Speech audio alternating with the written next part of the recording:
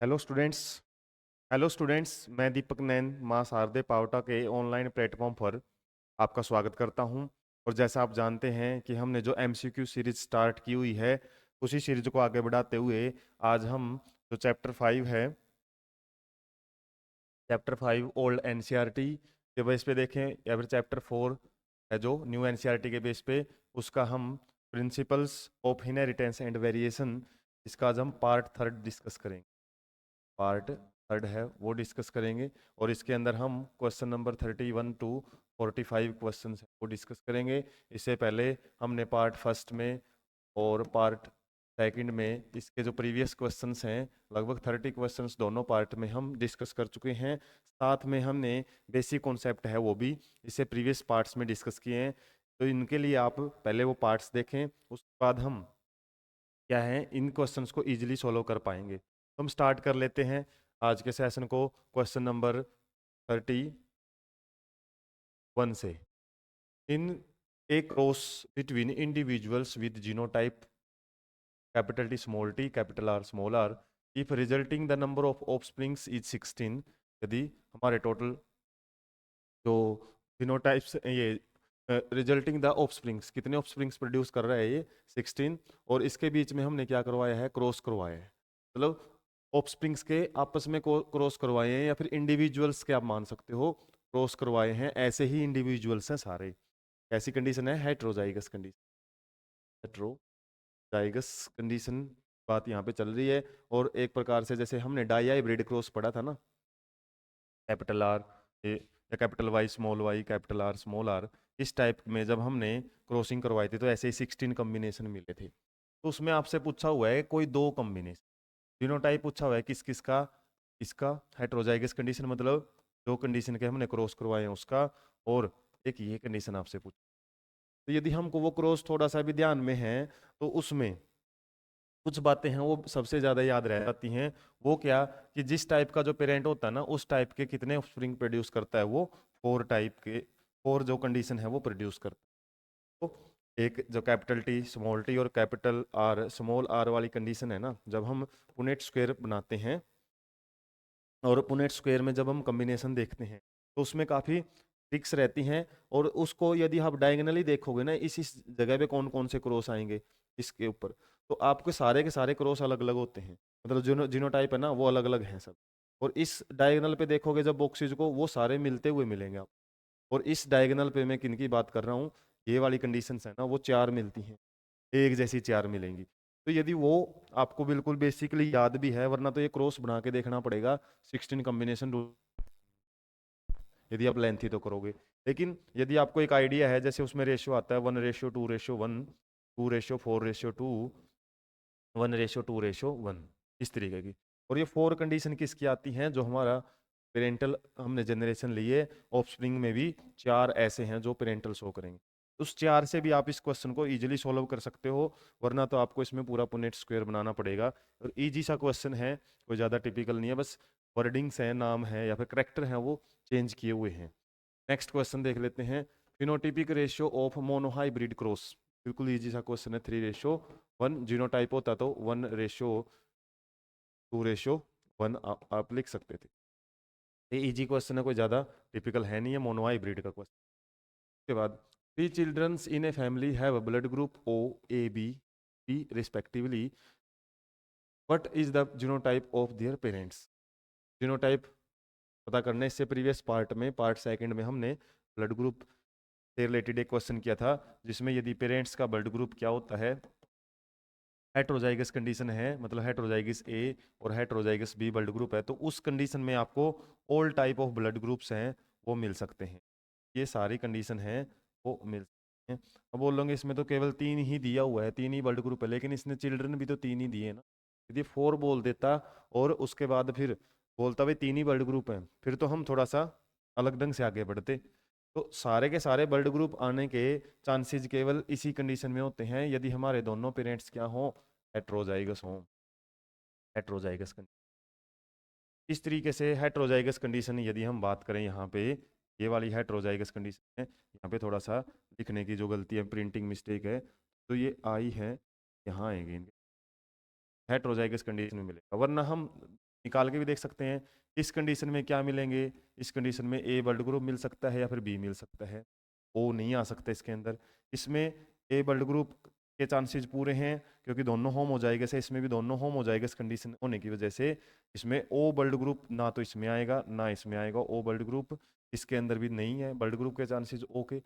ओ भी यदि किसमें आ सकता है तो सिंपली इसको भी हम क्रॉस से 10th लेवल पे ये ऐसे क्वेश्चन आने शुरू हो जाते हैं और इसको बस थोड़ा ट्विस्ट करके आपसे क्वेश्चन पूछ, तो ये हेट हो जाएगा इस कंडीशन के साथ था ये। उसके बाद ए क्रॉस बिटवीन प्योर टाल, ये प्लांट हमारे पास प्योर टाल है और ग्रीन सीडेड है। सीड कैसे हैं उसके, ग्रीन से, स्मॉल वाई हम कर लेंगे। और किसके साथ क्रॉस करवाया उसका, dwarf, pure dwarf yellow seed, तो प्योर ड्वार्फ येलो सीड के साथ क्रॉस। ड्वार्फ के लिए हम स्मॉल टी और येलो है तो कैपिटल वाई। हमको पता है कि जो सीड का जो कलर होता है वो क्या है, येलो वाला क्या रहता है डोमिनेंट और ग्रीन वाला रहता है रिंकल, ये सॉरी रिसेसिव।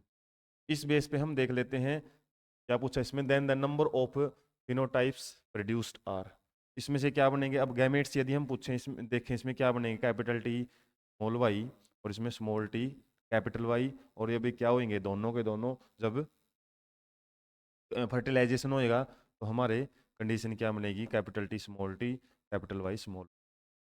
तो कितने टाइप के फिनोटाइप बनते हैं, सिंगल टाइप का ही बनता है। चाहे हम मोनोहाइब्रिड की बात करें, हाइब्रिड की, डाईहाइब्रिड क्रॉस की बात करते हैं, दोनों ही कंडीशन में जब F1 जनरेशन बनती है उसमें एक सिंगल प्रकार का ही क्या बनता है, टाइप बनता है। F2 जनरेशन में तो जरूर चेंजेस मिलते हैं लेकिन F1 जनरेशन के अंदर तो आपको एक ही टाइप का फिनोटाइप है वो मिलेगा। कब, जब हम प्योर पेरेंट्स लेते, प्योर वर्ड इसने बार बार यूज किया हुआ है, ये हेट्रोजाइगस कंडीशन लेता ना उस केस में हो सकता था करेक्टर आपके अलग मिले, लेकिन प्योर के केस में सिंगल टाइप का फिनोटाइप ही मिले। करेक्ट क्वेश्चन है म्यूटेशन से रिलेटेड, म्यूटेशंस क्या होती हैं, आराम आराम से चेंजेस आते हैं और स्मॉल स्टेप्स में होती हैं, के बारे में जो डी वेरीज ने बारे में बताया था। म्यूट ऑल आर इनहेरिटेबल, सारी इनहेरिटेबल्स होती हैं और give rise to new species, और हर एक क्या है न्यू स्पीसीज, ये कोई बात लॉजिकल नहीं है कि हर एक इनहेरिटेबल होती है, मैक्सिमम इनहेरिटेबल जरूर होती हैं। और स्पीसीज फॉर्मेशन में भी काफ़ी सारी इंपॉर्टेंट रोल प्ले करती हैं लेकिन सब नहीं करती हैं। आल ने इस कॉन्सेप्ट को थोड़ा सा खराब कर दिया है। Are subjected to natural selection, natural selection के अगेंस्ट मतलब बंधी हुई होती हैं, जैसा नेचर मानती है ऐसे ही म्यूटेशन होती है, कोई फिक्स नहीं है। कोई अपनी बॉडी के अंदर भी वैसे नॉर्मल म्यूटेशंस हो सकती हैं, जरूरी नहीं वो नेचुरली हमको फिट बिठाएं। नेचुरल सिलेक्शन के बेस पे जो डार्विन ने दी थी ना थ्योरी ऑफ नेचुरल सिलेक्शन के बेस पे म्यूटेशन हो, ये कोई फिक्स नहीं है। Are random changes in base sequence of RNA, RNA में नहीं होता, डीएनए में होता है। हमारा आंसर ए है वो यहाँ पे ठीक हो जाता है। Next question, if a pure tall pea plant is raised in nutrient deficient medium, nutrient deficient means nutrition की कमी है, उसको हम अच्छे से जो न्यूट्रिएंट्स है वो नहीं दे रहे हैं जानबूझ के, और वो क्या करता है, it grows to size of dwarf plant, तो ये कितने साइज में ही ग्रो कर पाता है, ड्वार्फ प्लांट जितना ये बढ़ पाता है। फिर क्या किया, is then selected the progeny in normal medium will be, तो इसको हम क्या किया, इस जो ड्वार्फ उगा हुआ है ना ये प्लांट, लेकिन इसका जीनोटाइप क्या है, प्योर टाल है, इसको हमने इसमें मीडियम में ग्रो करवाया है, उससे ये ड्वार्फ जितना तो हुआ है लेकिन इसकी जो प्रोजेनी है वो क्या होंगी, वो यदि हम बात करें कैपिटल टी था ना, और उसको हम नॉर्मल मीडियम में यदि लेके आ जाएंगे प्रोजेनी को, तो ये जीनोटाइप तो अपना इफेक्ट शो करेंगे ही करेंगे। जीनोटाइप है ना ये अपनी पीढ़ी दर पीढ़ी फिक्स रहते हैं, जैसे वो माउस की टेल वाला एक्सपेरिमेंट किया था शुरुआत में कि इनहेरिटेबल हैं, जैसे हम एक एक्सपेरिमेंट पढ़ते हैं इवोल्यूशन के केस में कि यदि एक टेल माउस की टेल को हम काटते रहें 4-5 जनरेशन तक तो वो आगे भी आती रहेगी, तो वो जो टेल का करेक्टरिस्टिक्स है ना वो उसके जीनोटाइप में है, के अंदर वो करेक्टर कोड फॉर्म में है, और यदि उसको एक बार हटा लें बार बार हटाएं या फिर हम उससे कोई फर्क नहीं पड़ता उसका इसमें भी वही है, ड्वार्फ इसमें यदि न्यूट्रिएंट डेफिशिएंट मीडियम में रख दिया ना तो उसकी वजह से हो सकता है वो प्लांट हमारा ड्वार्फ बने, लेकिन उसको उसकी प्रोजेनी को यदि नॉर्मल मीडियम में ले आए ना तो सारे के सारे प्लांट कैसे बनेंगे, टाल ही बनेंगे, क्योंकि अंदर करेक्टर उसका टाल का है। तो जीनोटाइप इफेक्टेड नहीं होता है बाहर के एक्सटर्नल मीडियम से, ये हम बात कर सकते हैं। External medium does not effect, doesn't effect it's genotype, genotype पे इफेक्ट नहीं डालता है, और जीनोटाइप की वजह से ही क्या है आगे की जनरेशन हैं वो नॉर्मल बनेंगी जैसा उसका genotype. Next, the two cross between same pair of genotype और phenotypes in which the sources of the gametes are reversed. जैसे कोई भी हमने, जैसे मेल प्लांट है एक फीमेल प्लांट है, में से करेक्टर लिए हैं, एक को ड्वार्फ लिया है एक को होल लिया है। अब हमने क्या कर दिया, एक नेक्स्ट क्रॉस करवाया जिसके अंदर मेल जो प्लांट था ना वो हमने टाल ले लिया और ये ड्वार्फ ले लिया। मतलब जो करेक्टर्स है ना वो रिवर्स कर दिए एक हिसाब से हमने, रिवर्स मतलब वो अपोजिट कर दिया है, या फिर गैमेट्स जहाँ से आ रहे थे ना, मेल से आ रहे थे या फीमेल से आ रहे थे, वो हमने अपोजिट कर दिए हैं। और इस टाइप के क्रॉस को हम रिवर्स नहीं बोलते हैं, तो हम रेसिप्रोकल क्रॉस बोलते हैं। डायरेक्ट क्वेश्चन है, टेस्ट क्रॉस क्या होता है, किसी भी होमोजाइगस या फिर हेट्रोजाइगस करेक्टर को फाइंड आउट करने के लिए क्या किया जाता है कि रिसेसिव के साथ ट्रेड करवाया जाता है। ठीक है, कोई भी होमोजाइगस या रिसेसिव या होमोजाइगस या फिर हेट्रोजाइगस जो हमारा डोमिनेंट करेक्टर है ना का रिसेसिव के साथ क्रॉस करवाया जाता है, ये पता करने के लिए इसका जीनोटाइप कैसा है। सेम फिनोटाइप, फिनोटाइप तो इनका दोनों का सेम है, सेम फिनोटाइप वाले पेरेंट्स का टाइप फाइंड आउट करने के लिए।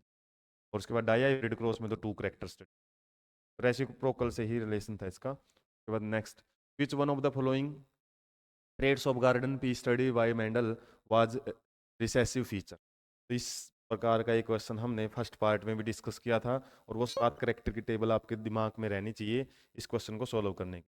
एक्जियल फ्लावर पोजिशन है वो कैसी होती है, वो डोमिनेंट होती है। रिसेसिव से रिलेटेड क्वेश्चन था, मिलता जुलता है। Green shape, green seed colour, green है ये कैसी रहती है, रिसेसिव। ग्रीन पोड कलर ये डोमिनेंट होती है। और राउंड तो हम पढ़ते ही हैं क्या होती है, ये भी डोमिनेंट में। रिसेसिव आपसे पूछा है तो ग्रीन सीड कलर है वो रिसेसिव है, जबकि येलो है वो dominant. Next, the ratio of 1:1 is obtained from A cross between the parents. ये क्रॉस किया हुआ है और इसमें आपको पूछा है कि 1:1 वाला जो रेशियो है, हालांकि सेकंड पार्ट यदि आपने अच्छे से डिस्कस किया ना वहाँ पे इस रेशियो का मैंने जिक्र किया था, कब होता है ये, जब हम एक हेट्रोजाइगस, हेट्रोजाइगस कंडीशन का, और हेट्रोजाइगस कंडीशन कौन सी में हम सेल्फिंग करवाते हैं, हेट्रोजाइगस कंडीशन का किसी भी रिसेसिव के साथ, प्योर रिसेसिव के साथ क्रॉस करवाया जाता है। प्योर रिसेसिव तो इनके साथ क्रॉस करवाएंगे तब जाके हमारा 1:1 वो मिलती है कंडीशन। वो कैसे मिलेगी एक बार इसको करके दिखा भी देते हैं। जैसे में capital R small R capital Y small Y, cross किसके साथ है, small R small R small Y small, में से तो क्या बनेगा, एक ही टाइप के गैमेट प्रोड्यूस होंगे, और इसमें क्या होंगे, 4 टाइप के गैमेट प्रोड्यूस करता है ये, capital R capital Y small R capital Y small R small. तो उसके बाद क्या होंगे, ये चारों के साथ कॉम्बिनेशन बना सकता है। चारों के साथ कैसे बनाएगा, small capital R capital Y small R small Y, के बाद है स्मॉल आर स्मॉल वाई और स्मॉल आर स्मॉल। इस तरीके के हमारे क्या मिलेंगे, 4 प्रकार के जीनोटाइप में, 4 प्रकार, इसलिए 1:1 है वो मिलती है इस क्रॉस में। बाकी कर करके देखने की इनको सबको ज़रूरत नहीं है, ये रेशियो याद रखो। और ये कब आता है, 9:1 उस केस में आता है जब हम दोनों एक जैसे लेते हैं, दोनों ये और इसी जैसा होगा तब होगा। और ये इस टाइप का जो क्रॉस है ना, क्या बोलते हैं हम इसको, test cross. Dihybrid cross का के अंदर किया जाने वाला क्या है, test cross. Monohybrid cross में करते हैं। इस तरीके से हम नेक्स्ट क्वेश्चन की तरफ बढ़ते हैं। Which of the following Mendel's law of segregation, कौन सा मेंडल का लॉ है सेग्रीगेशन की स्टेटमेंट को बता रहा है। Genetic material is equally distributed during mitosis. Mitosis नहीं होता है इनहेरिटेंस के टाइम, जब हम ज़्यादातर पढ़ते हैं सेक्सुअल रिप्रोडक्शन के अंदर, वो क्या होएगा, माइटोसिस हो। गैमेट्स की जब क्रॉसिंग करवाई जाती है, यहाँ पे क्रॉसिंग की बात चल रही है और सेक्सुअल रिप्रोड्यूसिंग ऑर्गेनिज्म की ही बात चलेगी, मियोसिस का जिक्र है। Each gamete receives one gene for all for an L. एक गैमेट के पास क्या होता है, एक ही जीन आता है, और वैसे तो क्या होते हैं जीन्स या क्रोमोसोम पेयर्स में होते हैं, और पेयर्स क्या होते हैं, वो सेग्रीगेट हो जाते हैं, सेपरेट हो जाते हैं। और एक गैमेट है जो वो क्या करेगा, एक वन जीन, एक एलील का एक ही जीन लेता है। ये हमारी स्टेटमेंट सेग्रीगेशन को प्रूव करती है। Genetic materials enter only one gamete, only one नहीं, टू के अंदर जाते हैं और सेपरेट होके जाते हैं। हमारी स्टेटमेंट बी है, वो यहाँ पे आंसर करेक्ट रहेगा। Next, how many different types of gametes can be formed by F1 progeny resulting from the cross. ये पॉलीजेनिक इनहेरिटेंस में स्किन कलर से रिलेटेड लिया हुआ क्वेश्चन। हालांकि हमारी एनसीईआरटी पब्लिकेशन में इससे रिलेटेड बस ये बताया हुआ पॉलीजेनिक इनहेरिटेंस में कि स्किन कलर है जो वो पॉलीजेनिक में आता है, एक से ज़्यादा जीन के द्वारा वो करेक्टर कोड किया जाता है। लेकिन जो इसका क्रॉस है वो सीबीएसई की सप्लीमेंट्री जो मटेरियल डाला हुआ है साइट पे, उसमें डिटेल में बताया हुआ है ये क्रॉस कैसे होता है। इसमें जो कंडीशन है एक ही मिलेगी हमको, ये प्योर है और ये भी प्योर कंडीशन है, अभी बताया था प्योर जब हम पेरेंट्स लेते हैं तो F1 जनरेशन तो एक ही मिलेगी, हेटेरोजाइगस कंडीशन। इस टाइप की जो कंडीशन है वो मिलती है हेटेरोजाइगस। और इस हेटेरोजाइगस के जब आगे गैमेट्स बनाए जाते हैं, यदि हम कितने करेक्टर स्टडी कर रहे हैं, एक फॉर्मूला लगता है यहाँ पे, यदि हम करेक्टर कर रहे हैं थ्री स्टडी, फॉर्मूला लगता है 2 की पावर 3। तो जो भी हम करेक्टर हैं वो पावर में चले जाते हैं, तो कितने गैमेट्स, तो गैमेट्स निकालने का फॉर्मूला, तो गैमेट्स कितने मिलेंगे, 8 गैमेट्स मिलेंगे। और यदि आपसे पूछे फिनोटाइप कितने मिलेंगे, फिनोटाइप कितने प्रकार के करेक्टर कॉम्बिनेशन मिलेंगे, क्या करते हैं हम यूनिट स्क्वायर में जितने गैमेट्स हैं उनको साइड में लिखते हैं, इतने गैमेट्स सेम उस डायरेक्शन में, तो टोटल कितने रहेंगे 64 फिनोटाइप मिल। जैसे ऐसे ही यदि आप ध्यान रखो डाई ब्रीड के अंदर हमने कितने करेक्टर स्टडी किए थे, 2 करेक्टर स्टडी किए थे, तो 2 की पावर 2, चलो 2 तो रहेगा ही फिक्स। ये करेक्टर नंबर ऑफ करेक्टर कितने स्टडी कर रहे हैं, तो कितने आए थे उस टाइम, 4 टाइप के गैमेट्स बने थे। और जो फिनोटाइप की बात करें, फिनोटाइप कितने आए थे 16, वहाँ पे जो फिनोटाइप है वो देखे गए। तो नंबर ऑफ गैमेट्स और नंबर ऑफ फिनोटाइप से रिलेटेड आपका क्वेश्चन पूछा जा सकता है, आप खुद भी एक क्वेश्चन सोल्व कर सकते हो और उसका आंसर है कमेंट बॉक्स में छोड़ सकते हो। क्या यदि हमारे पास नंबर ऑफ करेक्टर फोर्स हैं,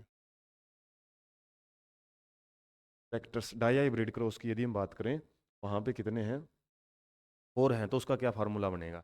या फिर यहाँ पे किसकी बात की है, नंबर ऑफ जीन्स की भी, जीन्स की भी आ सकती है। नंबर ऑफ जीन कितने हैं इसमें बात करें, 3 हैं, 3 के लिए भी सेम ही फॉर्मूला है। यदि 4 होते, 4 के लिए आप कैसे फाइंड आउट करोगे, 2 की पावर 4 और आगे फिर आप फिनोटाइप नंबर है वो बताओ इसका आएगा। तो इसमें जीनोटाइप पूछा है ना आपसे, number of different type of, खासकर तो गैमेट्स कितने प्रोड्यूस होंगे, कितने गैमेटिक कॉम्बिनेशन बनेंगे, वो 8 बनेंगे। फिनोटाइप्स यदि आपसे पूछता है फिर क्या आ जाता है 6। फिलहाल हमारा आंसर रहेगा 8। नेक्स्ट हम बढ़ते हैं, Mendelian recombination is due to, recombination का मतलब होता है न्यू करेक्टर का फॉर्मेशन। जैसे मेंडल ने क्या किया था, येलो एंड राउंड के बीच में जो क्रॉस करवाया था, और दूसरा ग्रीन एंड रिंकल्ड के बीच में क्रॉस करवाया था। और उसके बाद क्या कंडीशन मिली थी उसको, F1 जनरेशन में येलो एंड राउंड कंडीशन मिली थी। लेकिन F2 जनरेशन के अंदर, F2 जनरेशन में हम क्या देख रहे थे, रिकॉम्बिनेशन हुए थे, येलो के साथ क्या आ गया था, रिंकल्ड भी आ गया था। ये तो थी कंडीशन, ये 2 तो थी, पेरेंटल कॉम्बिनेशन तो थे ही, इसके अलावा और कौन कौन से थे, ग्रीन के साथ क्या आ गया था, राउंड भी आ गया था। ये जो नए कॉम्बिनेशन बने थे ना, नए कॉम्बिनेशन का बनना वो किसकी वजह से था, हैंडल ने किसके बारे में कोई डिस्कशन नहीं किया, लिंकेज के बारे में, म्यूटेशन की उस टाइम कोई जानकारी नहीं होती थी, और सेग्रीगेशन की वजह से तो नहीं थे ये। तो हम जो डाई हाइब्रिड क्रॉस का जिक्र चल रहा है यहाँ पे, डाई हाइब्रिड क्रॉस में इंडिपेंडेंटली असोर्ट हुए थे हमारे जो जीन्स हैं या फिर एलिल्स हैं ना, वो इंडिपेंडेंटली, वो ये नहीं थे कि किसके साथ आए हैं। ये कॉन्सेप्ट में बार बार डिस्कस कर रहा हूँ लिंकेज में और इंडिपेंडेंट असॉर्टमेंट में एक दूसरे से ये उल्टे होते हैं, और मेंडल ने डाई हाइब्रिड क्रॉस जो किया था ना वो इंडिपेंडेंट असॉर्टमेंट से रिलेटेड ही। तो यहाँ पे हमारा आंसर ये रहेगा। Law of purity of gametes put forward bye Mendel was proved bye. Purity of gamete का जो लॉ था ना वो इस क्रॉस से दिया था, क्रॉस ही दिए हुए हैं, इसमें कोई साइंटिस्ट का अदर नाम नहीं है, इसमें केवल क्रॉस ही है। और हमने पहले भी डिस्कस किया है जो मोनो हाइब्रिड क्रॉस है ना, इससे हम टू लॉ है उनको प्रूव कर सकते हैं, law of dominance and law of segregation. और जो लॉ ऑफ सेग्रीगेशन होता है ना, ये क्या होता है, law of purity of gametes को बोलते हैं। ये दोनों मेंडल ने पहले तो एक करेक्टर को ही स्टडी किया था, दो दो करेक्टर डाई हाइब्रिड क्रॉस तो उसने बाद में स्टडी किए थे, इसी से क्रॉस से बता दिए थे उसने से। जबकि डाई हाइब्रिड क्रॉस से क्या किया था, लॉ ऑफ डिपेंडेंट असॉर्टमेंट को उन्होंने डाई हाइब्रिड क्रॉस से समझाया था।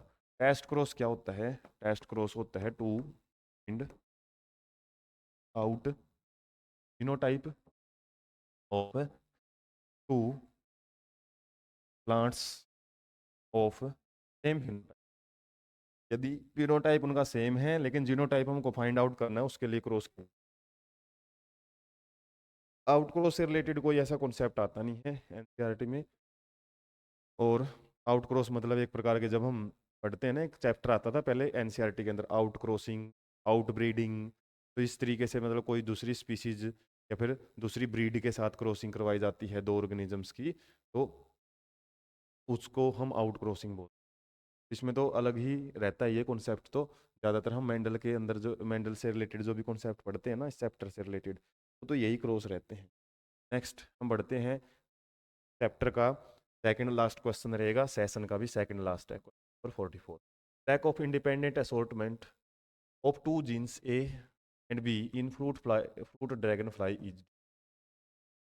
अब इसने बोल दिया इंडिपेंडेंट असॉर्टमेंट नहीं, लैक का मतलब कमी, और इसका उल्टा हमने क्या पढ़ा था, लिंकेज।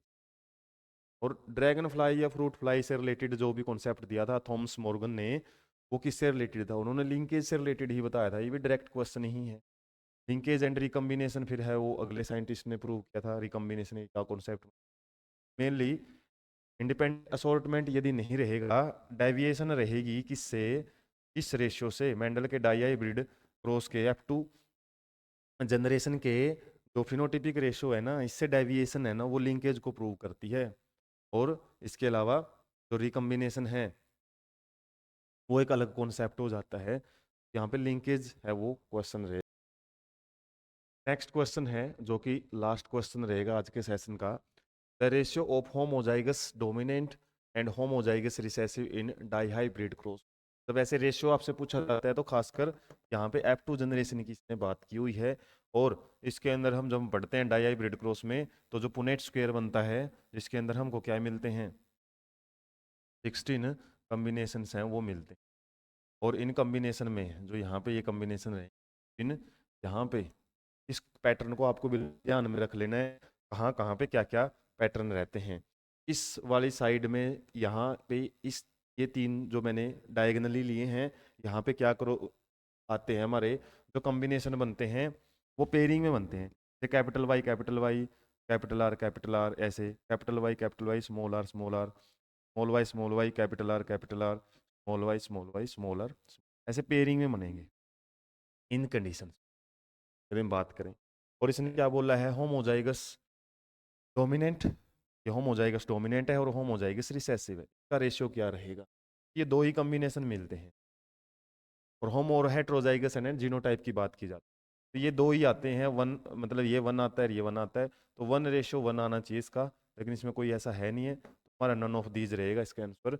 इसके अलावा इस डायगोनल पे यदि हम बात करें, जब कोई भी क्रॉस देखते हो ना, इस डायगोनल पे यदि हम बात करते हैं तो ये सारे के सारे क्या हैं, अलग अलग आते हैं।